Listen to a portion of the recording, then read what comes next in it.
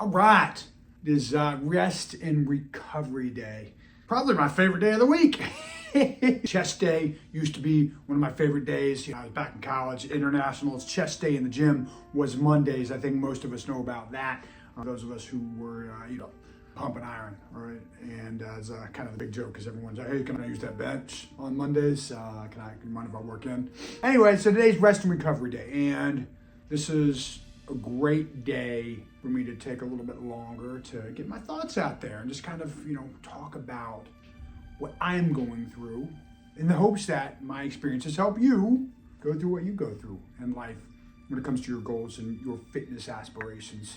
Not just fitness in general, like life aspirations, right? Looking back at some of these, it helps motivate me, make me think about what I'm trying to achieve personally, professionally, and physically. And today's a great day to talk about setbacks, right? I've definitely been feeling set back recently.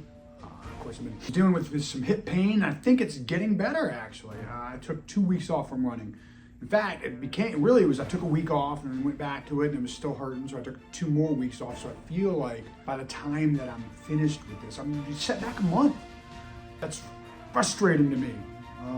That is, to be set back a month at 47 years old is not what I want to do. Part of the aging process, if you will. However, by listening to my body, dealing with that setback, either I listen to my body or I make it worse when I listen to my body. Dealing with setbacks is all part of life, right? We have to deal with them. It's how we adapt and respond to the setbacks that determines whether we grow and progress as a human or whether we regress, right? Many people use this setback as a reason to let me have those drinks, and I've done it. I've definitely been there. I'm not judging anybody. I know that I've made those mistakes in the past where I'm like, oh, I'm so mad, I have a terrible day, let me have some cocktails, right? And ultimately, that was a setback for me. So focus on how you deal with setbacks. How do you respond to the setbacks? How do you let them affect you? Let them help make you better as a person, better at your goals, better at your craft, your skills, whatever it is you're trying to improve at. You let those setbacks break you down, make you want to quit, or make you quit. Sometimes setbacks are enough to make us quit, right? I had a setback that I haven't got back on stage yet. My second stand-up comedy gig I did. It did not go well. There's a few reasons I can actually say it didn't go well. There wasn't many people in the audience, right? It didn't feel good. I haven't been back on the stage since. I need to keep writing. I need to get back on that, of course. Although I've been more focused on the motivational content than comedic content, if you will. And then another setback I'm dealing with is I've got high cholesterol. Runs in my family, and I could use that as an excuse. However, I want to stay away from the medication.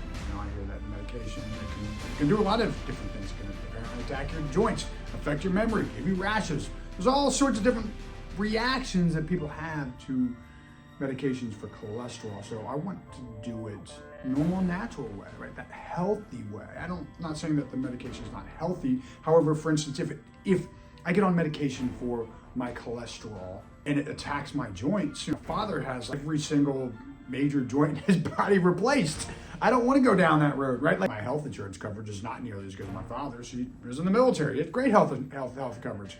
I'm gonna have to come a little more out of pocket if something like that happens to me. At the same time, I don't want artificial hips, knees, shoulders. I already got 5 anchors in this shoulder. They had to reattach this bicep from an American Ninja Warrior injury, and that was a setback, right? So I've had high cholesterol and I had to get a calcium scan, and apparently my readings were high, and that really set me. I was down when I found out about that. I thought that maybe my calcium deposits wouldn't be high because I exercise so much and doesn't get a chance for the calcium to build up. So I have to correct that, and if I'm going to correct that in a natural way, I've switched over to a fully vegetarian diet now, and I'll eat meat here and there, and I've cut out the sweets. I've cut out booze months ago. Actually haven't drank too much this year, so I've done a really good job about cutting that out. And I'm calling it the diet of sadness and sorrow. Oh man, I'm on day 5 of sadness and sorrow. And it just kind of laugh, right?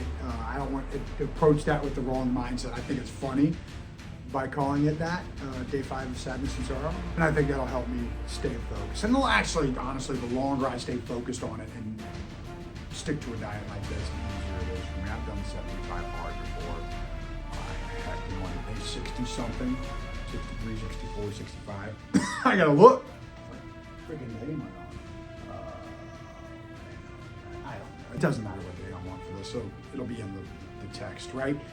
I'm on day Motivate 365. So take your setbacks, approach them from the mindset that they're there to help you. They're there to make you better at what you do. If things are easy, you're not good at what you do because things are easy. You're good at what you do because the things are hard, right? The challenges in your life that are hard are what make you better, right? You don't become a great athlete by playing against T-ball, against 10-year-olds all the time, right? You become a better athlete by challenging yourself and playing above your level. And that's what I want to continue to do. I want to punch up. I want to play above my level constantly, so it forces me to get better. And that's all a setback is. It forces me to get better. So this high cholesterol, all it is a way for me to get better at being disciplined, to make me better at everything I do in life. Because the more discipline I can apply to the professional and personal areas of my life, when it comes to getting better, it's an incredibly helpful skill set to have. Sadness and sorrow, day 5. All right, so my question for you is, what can you achieve in 365 days? Yes! And here's the thing, if you like these videos, if you are feeling motivated, feeling like you want to get after it, please comment, share. I would love to hear what the adversity you're overcoming, the motivation you're finding in these videos in the comments. Let's hear it. Let's share these stories. Let's all get better together and help me achieve my goals of seeing how many people I can motivate in 365 days. Yes. Yeah.